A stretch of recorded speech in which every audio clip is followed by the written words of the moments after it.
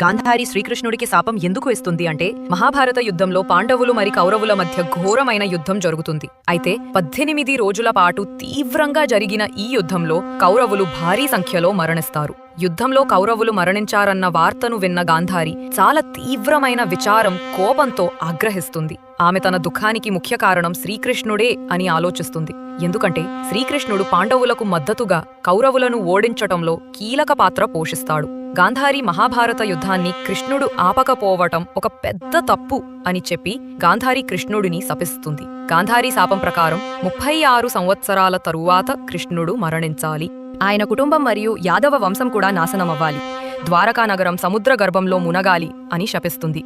ఈ శాపం నిజమై 36 సంవత్సరాల తరువాత శ్రీకృష్ణుడు తప్పక మరణిస్తాడు. శ్రీకృష్ణుని మరణం తరువాత ద్వారకాలో ప్రళయం వచ్చి మొత్తం కొట్టుకుపోతుంది. గాంధారీ శాపాన్ని కృష్ణుడు సంతోషంగా అంగీకరిస్తాడు. ఎందుకంటే ధర్మాన్ని నిర్వర్తించడానికి శ్రీ మహావిష్ణువు శ్రీకృష్ణుని రూపంలో అవతారం ఎత్తి ఈ లోకంలో ధర్మస్థాపన చేస్తాడు. అప్పుడు శ్రీకృష్ణుడు చెయ్యవలసిన పని ఇక్కడ పూర్తయినట్లే అని భావించి గాంధారీ యొక్క శాపాన్ని సంతోషంగా అంగీకరిస్తాడు. గాంధారీ శాపం వలన శ్రీకృష్ణుడు మరణిస్తాడు. ద్వారకా నగరం పూర్తిగా సముద్ర గర్భంలో మునిగిపోతుంది. తర్వాత యాదవుల వంశం పూర్తిగా పతనమవుతుంది. ఈ వీడియో గనుక మీకు నచ్చినట్లయితే జై శ్రీకృష్ణ అని కామెంట్ చేయండి.